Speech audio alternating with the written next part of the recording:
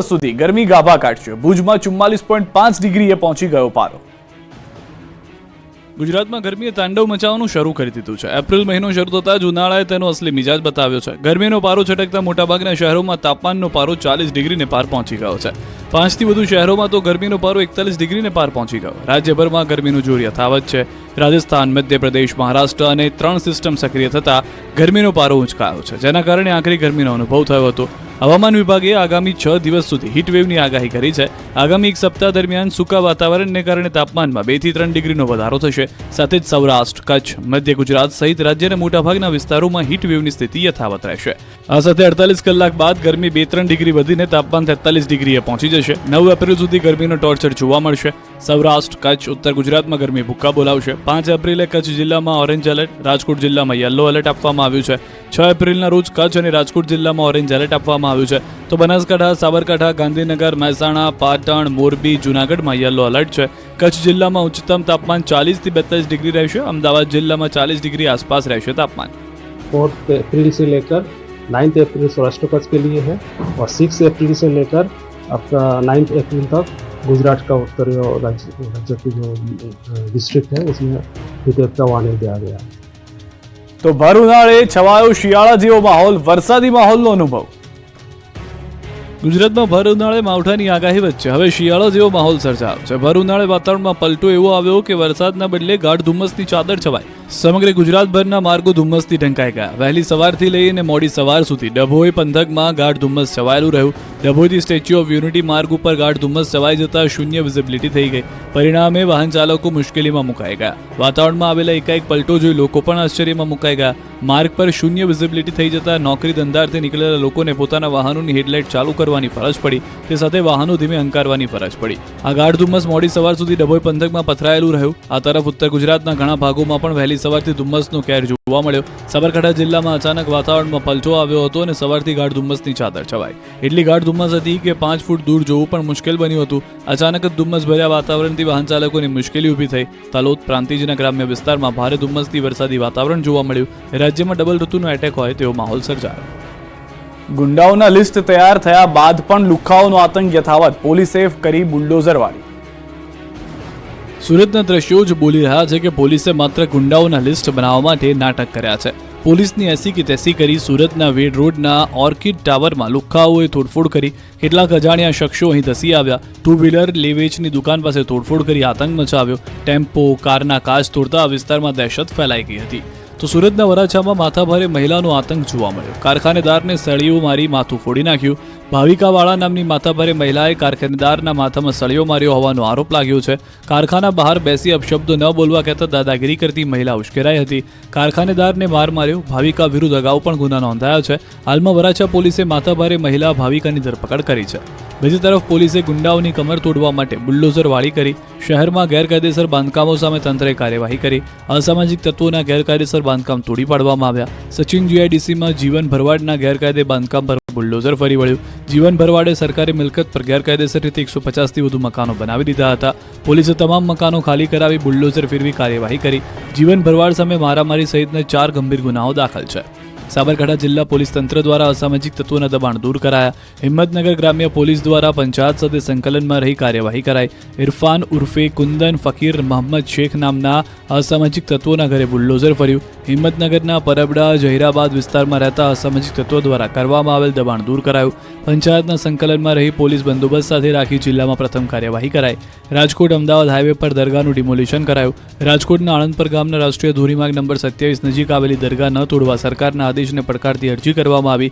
ખટારિયા ઉસ્માન ગની Hajibhai trust દ્વારા કોર્ટમાં અરજી દાખલ કરવામાં આવી. ત્યારે હાઈકોર્ટે દરગાહ ગેરકાયદેસર હોવાથી અરજી ફગાવી દીધી હતી. જસ્ટિસ અનિરુદ્ધા પી માથીએ સરકારના સત્તાવાળાઓના નિર્ણયને બહાલ રાખ્યો હતો. નેશનલ હાઈવે પરની દરગાહ હાઈવેના વિસ્તરણ અને વિકાસ માટે નડતરરૂપ હોવાનું માની તોડવા આદેશ કર્યો. હાઈવેના વિસ્તરણ અને વિકાસ માટે દરગાહ હટાવવાનો માર્ગ મોકળો થતા બુલડોઝર ફેરવી દેવાયું. અમદાવાદના જુહાપુરામાં ગેરકાયદે મકાનો તોડવાની નોટિસથી વિરોધ પ્રદર્શન.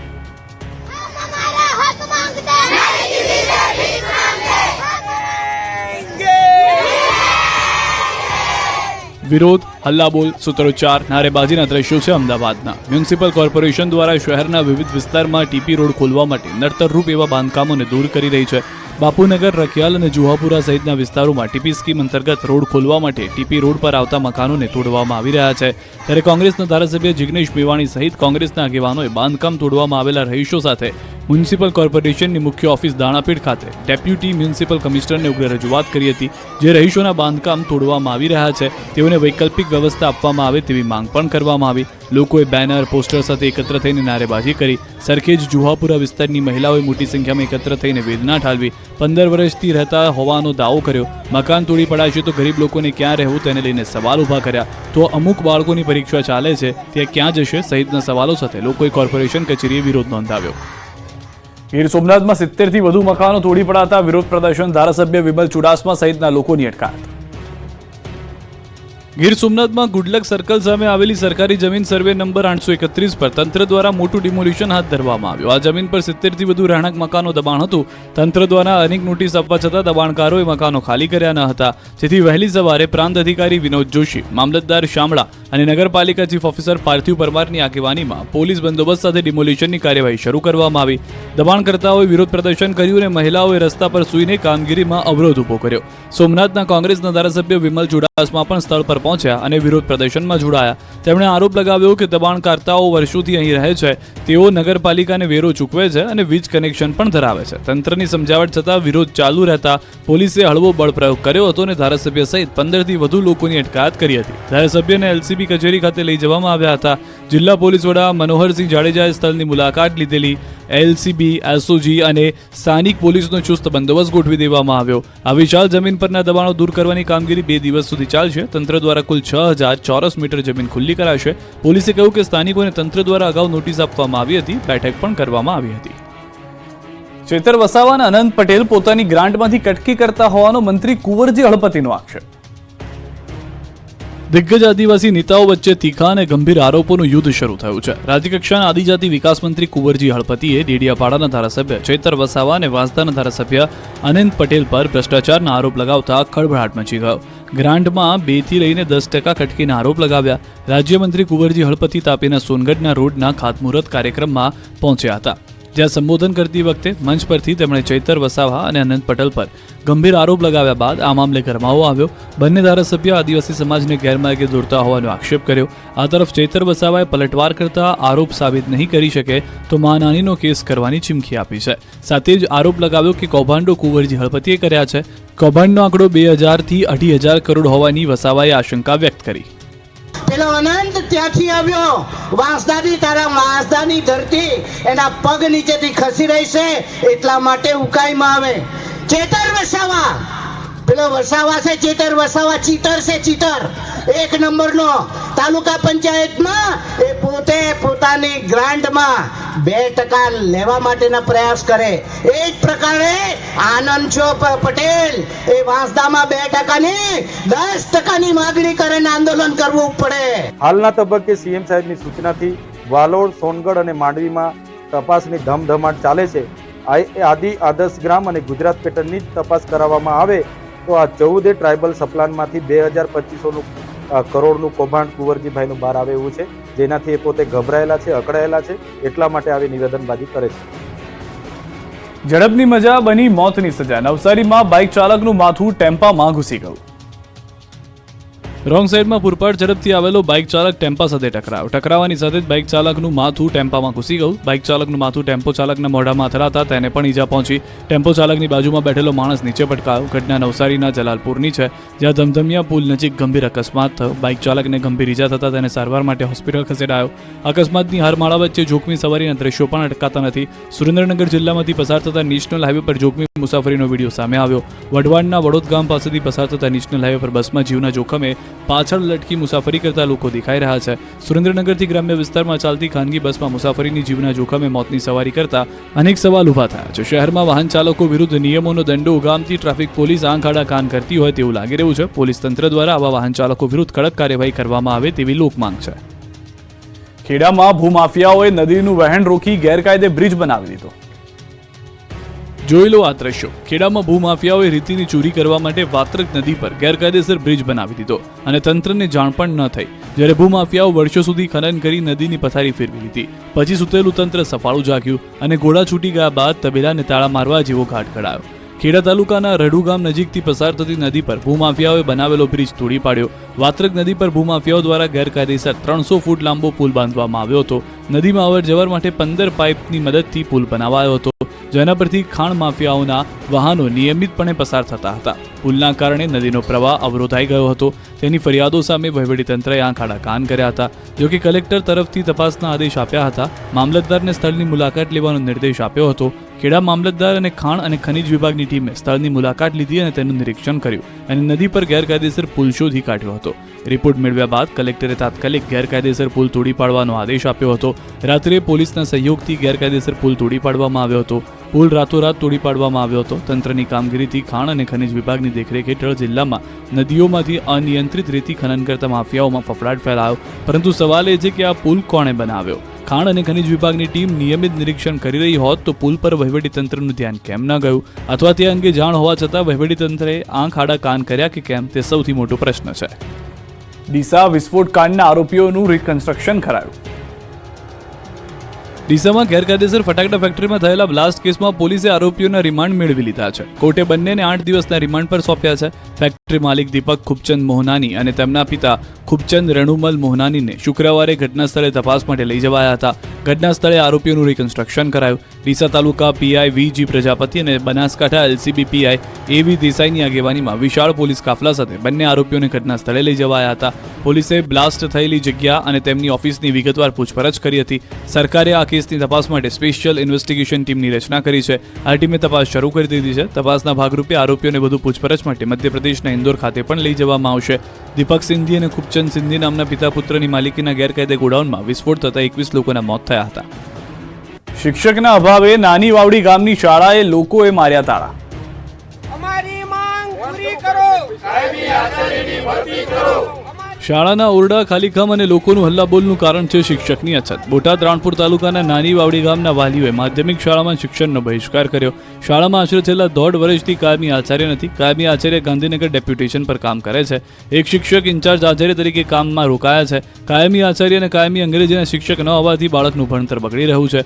બાળકોના શિક્ષણ પર અસર પડે છે. પૂરતા પ્રમાણમાં શિક્ષક અને શિક્ષણ ન મળવાને કારણે વિદ્યાર્થીઓની સંખ્યામાં સતત ઘટાડો થઈ રહ્યો છે. ત્યારે વાલીઓએ શિક્ષક મૂકવાની માંગ સાથે વિરોધ કર્યો. વાલીઓની એક જ માંગ છે કે જ્યાં સુધી આચાર્ય અને કાયમી શિક્ષકની ભરતી કરવામાં ન આવે ત્યાં સુધી શાળામાં બાળકોને ભણવા નહીં મોકલે.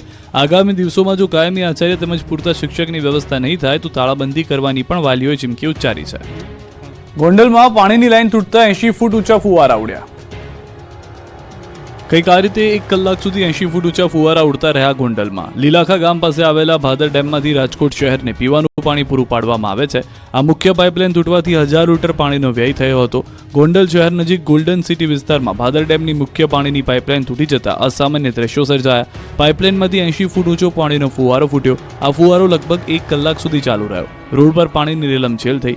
લાખો લીટર પાણીનો વ્યય થયો. રોડ પર નદી વહેતી થઈ. સૌથી ચિંતાજનક બાબત એ છે કે આ સ્થળે પાઇપલાઇન વારંવાર તૂટવાની ઘટનાઓ બને છે. આના કારણે મોટા પ્રમાણમાં પાણીનો બગાડ થાય છે. છતાં પણ સંબંધિત તંત્ર દ્વારા આ સમસ્યાના કાયમી સમાધાન માટે કોઈ નક્કર પગલાં લેવામાં આવ્યા નથી. ઉનાળાની કપરી ગરમીમાં પાણીનો આવો વ્યય ચિંતાજનક બાબત છે. રાજકોટ મહાનગરપાલિકાના પદાધિકારીઓ મંજૂરી વગર વાહનો પર ગેરકાયદે સાયરન લગાવી ફરતા હોવાનો ખુલાસો. રાજકોટ મહાનગરપાલિકાના પદાધિકારીઓના વાહનો પર ગેરકાયદેસર સાયરન લગાવવાનો વિવાદ વકર્યો છે. આરટીઆઈ એક્ટિવિસ્ટે માંગેલા જવાબમાં ખુલાસો થયો. મનપાના પદાધિકારીઓએ સાયરન લગાવવા બાબતે મંજૂરી માંગી ન હોવાનું સામે આવ્યું, જે બાદ રાજકારણ ગરમાયું. આ મામલે કોંગ્રેસ નેતા વશરામ સાગઠિયાએ સત્તાધારીઓને આડે હાથ લીધા. કહ્યું કે ભાજપના મિત્રો મોભો કરવા પોતાની સરકારી કાર ઉપર સાયરન લગાવે છે. તો બીજી તરફ આ મામલે રાજકોટના મેયર નયનાબેન પેટડિયાએ કહ્યું કે મારા પૂર્વેના પદાધિકારીઓની કારમાં પણ સાયરન હતું. આગળ જે પ્રમાણે સૂચના મળશે તે મુજબ કામગીરી કરવામાં આવશે. તેમજ નિયમમાં કઈ ફેરફાર હશે તો આગામી દિવસોમાં સરકારી કારમાં લગાવવામાં આવેલ સાયરન દૂર કરવામાં આવશે. મહત્વનું છે કે વર્ષોથી રાજકોટ મહાનગરપાલિકાના પદાધિકારીઓ જેવા કે મેયર, ડેપ્યુટી મેયર, કમિટીના ચેરમેન, દંડક અને શાસક પક્ષના નેતા સહિતના પદાધિકારીઓની સરકારી કાર ઉપર સાયરન લગાવવામાં આવેલા છે. દાદા પંથકમાં તરબૂચ બાદ પપૈયાની ખેતી પર ઊભો થયો ખતરો. ગ્લોબલ વોર્મિંગ અને ક્લાઇમેટ ચેન્જના કારણે ખેતીવાડીના વ્યવસાય પર માઠી અસર પડી છે. મિશ્ર વાતાવરણ પાક માટે વેરી બન્યું છે. ત્યારે દાંતા તાલુકામાં પપૈયાની ખેતી પર વાતાવરણની અસર જોવા મળી રહી છે. ખેડૂતો મોંઘા ભાવના પપૈયાના ડોકા લાવીને વાવેતર કર્યું. ફળ લાગે ત્યાં સુધી તેની માવજત કરીને ઉછેર્યા અને હવે વાતાવરણ ખરાબ થતાં હાલમાં પપૈયાના પાંદડામાં ખાખરનો રોગ જોવા મળી રહ્યો છે. પપૈયાના પત્તા કોવાઈ ગયા છે અને ફળો પણ પાક્યા વગર પીળા પડી રહ્યા છે. લાગેલા પપૈયા પણ હવે ગળીને નીચે પડે તેવી સ્થિતિ જોવા મળી રહી છે. આવી પરિસ્થિતિમાં જો માવઠું થાય તો ભરચક પપૈયા લાગેલા છોડ નીચે જમીન પર આડા પડી જાય અને મોંમાં આવેલો કોળિયો છીનવાઈ જાય તેવી ભીતિ ખેડૂતોમાં સેવાઈ રહી છે. કડીમાં ઘઉંની હરાજી બંધ થતા ખેડૂતોમાં રોષ. ઘઉંની સિઝન શરૂ થઈ ગઈ છે. યાર્ડમાં ઘઉંના ઢગલા થઈ રહ્યા છે. સારા ભાવ મળતા ખેડૂતો ખુશ છે. ત્યારે જ કડી માર્કેટ યાર્ડમાં ઘઉંની હરાજી બંધ કરી દેવામાં આવતા ખેડૂતોમાં રોષ ફાટી નીકળ્યો છે. કડીના છત્રાલ રોડ પર સરદાર કોટન માર્કેટમાં ખેડૂતો હોંશે હોંશે પોતાનો મહામૂલો પાક લઈને પહોંચ્યા હતા. ત્યારે વેપારીઓ દ્વારા ઘઉંની હરાજી બંધ કરતા ખેડૂતોએ હોબાળો મચાવ્યો. કડી માર્કેટ યાર્ડના વજન કાંટામાં તફાવત આવતા વેપારીઓ દ્વારા ઘઉંની હરાજી બંધ કરી દેવામાં આવી, જેથી ખેડૂતો એકત્ર થઈને હલ્લાબોલ કર્યો. પોલીસ કાફલાને કોટન માર્કેટ ખાતે દોડી આવવું પડ્યું હતું. કડી કોટન માર્કેટ યાર્ડના ચેરમેન, ડિરેક્ટર સહિત પહોંચી ગયા હતા અને મામલો થાળે પાડ્યો. મામલો થાળે પાડી હરાજી શરૂ કરી ઘઉંના માલનો નિકાલ કરાયો. હરાજીમાં માલનો પોષણક્ષમ ભાવ ન મળતા કેટલાક ખેડૂતો માલ પરત લઈ ગયા હતા. નર્મદા પંથકની શુગર મિલો ખેડૂતો પાસેથી શેરડી 3,455 રૂપિયામાં ખરીદશે. નર્મદાના ધારીખેડા શુગર ફેક્ટરીએ તેના સભાસદોને શેરડીના 3,455 રૂપિયાનો ભાવ આપ્યો છે. નવી પિલાણમાં સિઝનમાં શુગર ફેક્ટરી ખેડૂતો પાસેથી પ્રતિ ટન 3,455 રૂપિયાના ભાવથી શેરડીની ખરીદી કરશે. રાજ્યમાં બારડોલી અને કામરેજ બાદ ધારીખેડાના ભાવ સૌથી વધારે છે. નર્મદા શુગર ફેક્ટરી દ્વારા તાજેતરમાં નવા પિલાણની સિઝન માટે શેરડીના ભાવ પાડવામાં આવ્યા છે. આ ભાવ રાજ્યમાં આવેલી શુગર ફેક્ટરીઓમાં ત્રીજા ક્રમે આવે છે. બારડોલી શુગરે 3,502 રૂપિયા ભાવ પાડ્યા છે, જ્યારે કામરેજ શુગરે 3,481 રૂપિયા ભાવ અને નર્મદા શુગરે 3,455 રૂપિયા ભાવ નક્કી કર્યા છે. નર્મદા શુગરના સંચાલકો દ્વારા સારા ભાવ આપવામાં આવતા ખેડૂતોમાં ખુશીની લહેર ફેલાઈ છે અને કેટલાક ખેડૂતો તો ભાવ જાહેર થતા શુગર ફેક્ટરી ખાતે ફુલહાર લઈને ચેરમેન ઘનશ્યામ પટેલ અને એમડી નરેન્દ્ર પટેલ તેમની ટીમને બોર્ડ ઓફ ડિરેક્ટરની શુભેચ્છાઓ આપી